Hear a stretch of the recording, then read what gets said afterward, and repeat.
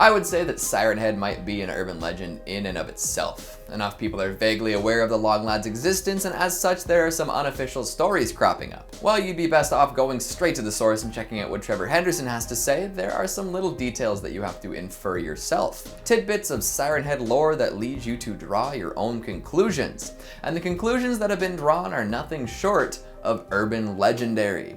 Terrifying tales and bothersome behaviors related to the walking whaler himself. Hello horror heads, and welcome back to the scariest channel on YouTube, Top 5 Scary Videos. I'm your horror host, Keegan Hughes, and today we're going to be counting down the top 5 scary Siren Head urban legends. Now obviously Siren Head hasn't been around long enough to develop a whole crop of moralistic tales and factoids to call his very own, but we've done our best to collect some interesting ideas that will keep the legend alive. And of course, check out Siren Head's creators' social media if you want the official lore. Link will be in the description. Before we get started, make sure to give this video a big thumbs up and subscribe for more legendary lumbering. Perfect, let's begin. Coming in at number 5, we've got Siren Head is the prototypical siren. No, I don't mean in the seafaring sense, although that would be fairly interesting. Sexy siren heads sitting on rocks playing music to lure sailors to their doom.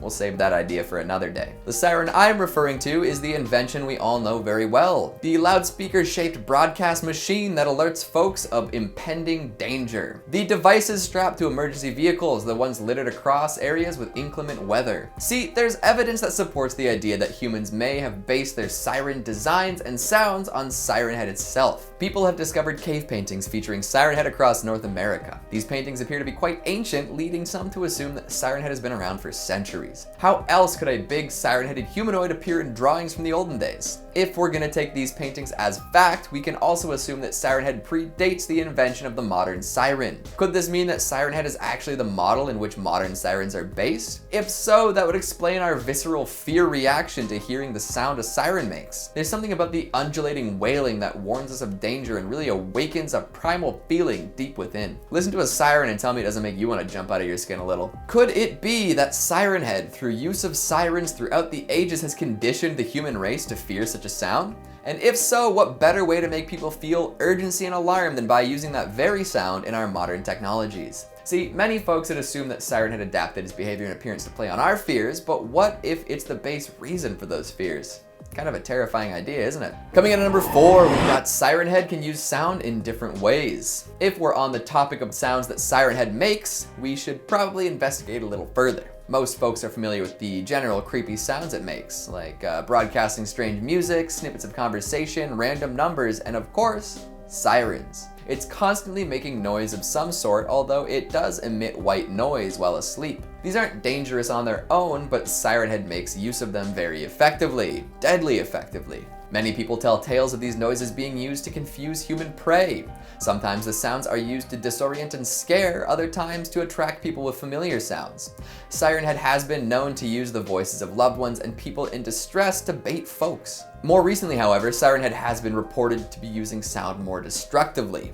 Stories of people being killed with pure sound have been cropping up, and it's unknown how long this ability has been around.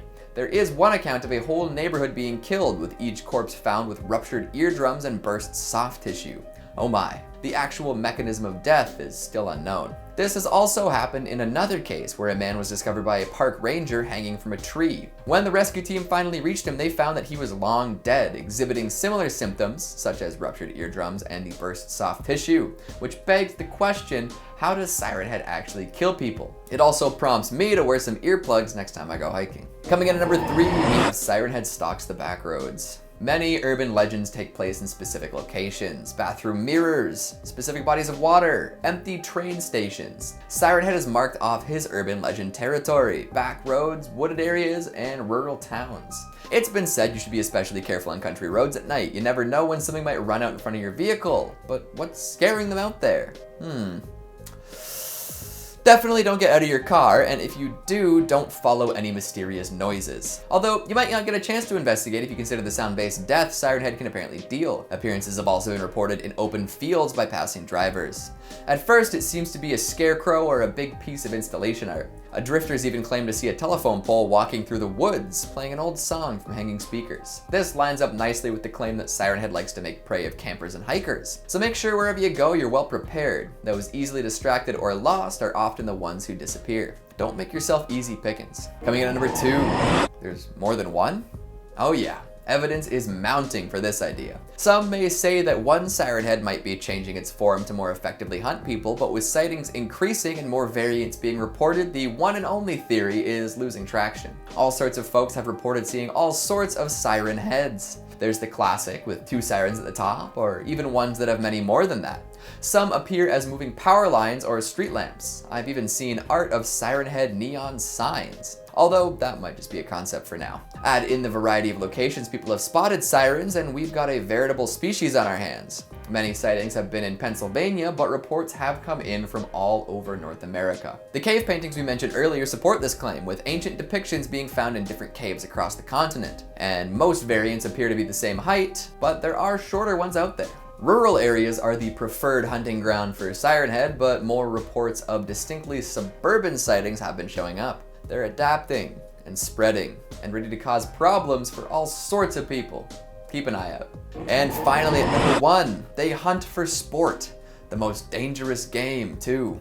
Man. Thanks to a handy little fact sheet put out by the man himself, Trevor Henderson, we know that Siren Head does indeed exhibit predatory behavior. However, nobody's quite sure what it gains from the things it kills. It's uncertain as to whether there's a nutritional benefit from hunting, and nobody seems to be clear on what happens to the bodies that disappear following a Siren Head attack. Now, sure, the fact that nobody knows why Siren Heads hunt doesn't mean that they must be hunting for sport, but if you consider the hunting methods it employs, you might reconsider that position. It's clear that Siren Head uses subterfuge and deception to disorient and confuse prey. This could all be a game for the lanky lad. It could all be for fun. It's humanoid in shape, why wouldn't it be humanoid in action? Coming back to that report of the multi-siren creature killing an entire neighborhood, there's another detail that is extra disturbing. If the beast had killed all those folks and consumed them somehow, its motives would be more clear. But all of the corpses were left undisturbed. Why would something kill all those folks and not take any of the bodies? Well, for fun, or maybe to control our population. We're the in-season game right now. And speaking of games, Siren Head often sticks to the woods, yeah?